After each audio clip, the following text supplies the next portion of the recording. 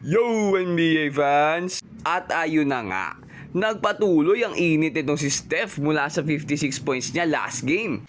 Kaharap naman nila ngayon ang Sixers. Kaya lang wala nang Embiid itong Sixers dahil out for the season na raw. Ako po, yari, laglag na to. Di rin naman nakapaglaro itong si Butler dahil sa kanyang injury. Pero huwag kayo mag-alala, mild injury lang naman mga Warriors fans. Kaya sa game na to, pinalitan muna si Butler sa starting lineup nitong si Post na sentro ng Warriors. Na dinaguri ang third splash brother daw.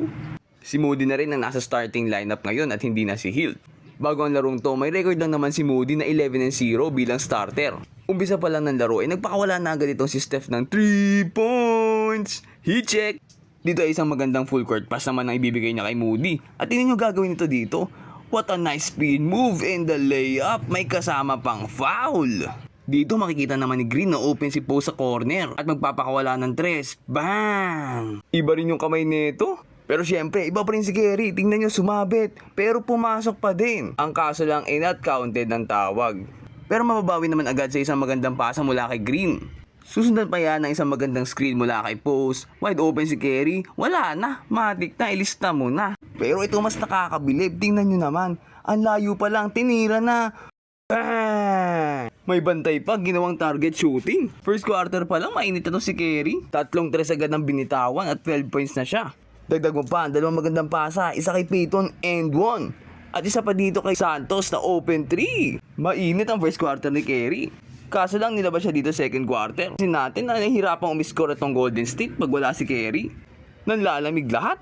Tingnan niyo yung mga tira kung saan napupunta. Ito open na, tutukan na. Wala pa rin. Naku po. Hindi pa nag-connect yung pasa. Silat tayo dyan.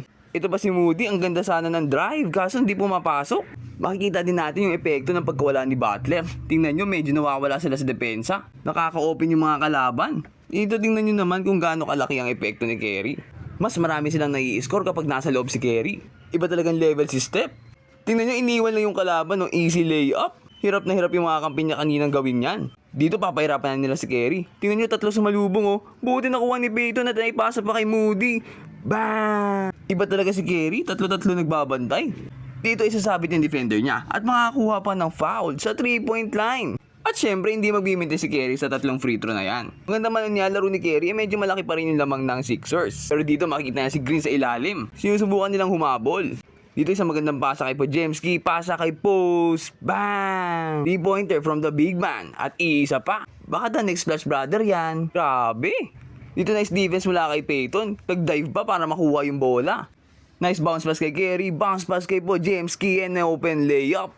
Sinusubukan talaga makadikit ng Warriors. At syempre, sino pa ba mangunguna kundi si Kerry? Medyo hirap sila sa opensa. Pero, buti na kukuha ni Kerry yung mga tira niya. At dito medyo nakakadikit-dikit na nga sila. Score na 84-92. 8 kalamangan ng Sixers. At didikit palalo sa isang magandang layup ni Curry. At isang magandang basa sa ilalim. Makikita niyang open si Looney at makakakuha ng open shot. Dito si Draymond Green naman makikita niya. Pick and roll and layup. At uulitin pa nila yung play na yan. Cut si Green, pasa ni Kerry, layup ulit. Easy basket. Dito 4 na ang lamang ng Sixers. At pabawasan pa ni Santos. The drive papasok. Kala ko papasa pero tinira pala. 2 na lang ang lamang. At dito makikita ni Kerry si Payton sa ilalim. Open oh. Hindi napansin tong si Payton. Wala. Kaso lang dito medyo nagkakalituhan na naman sa depensa at makaka-open 3 itong Sixers. Lamang na 5 ang Sixers. Makikita si Santos. Pinaboard pa. Ang taas ng boarding. Sixers with the 2-point lead. Nice hustle kay Green. Kaso matatawagan ng foul. Itong player na to si Quentin Grimes ang gumagawa sa Sixers sa larong to. Pero aalatin sa free throw. 44 points yan pero 2 out of 3 siya sa free throw na to. Akala ko okay na kaso hindi pa makukuha ng Warriors ang bola. Sixers na naman. At dito mabubuhayan si Paul George. Sa magandang drive, tinirahan si Green sa muka. Ouch! 5 lamang ng Sixers. 30 seconds left. Kaso magkakaroon ng crucial error pa dito. Mali. Naipasa kay Santos, nasa labas pa. Hindi agad umangat. Huge turnover. Sayang, akala ko makaka-comeback na eh. Nahabol na sana. Sayang ang 29 points si Kerry. Nasilat pa sila nitong Sixers na nasa 9-game losing streak. Ano ba yan? Wala pang Embiid yan. Malas pa si Maxi. Pero okay lang. Siguro bad day lang talaga para sa ating mga Warriors players. Pero kayo ba? Ano tingin nyo bakit natalo kaya ang Warriors sa game na to?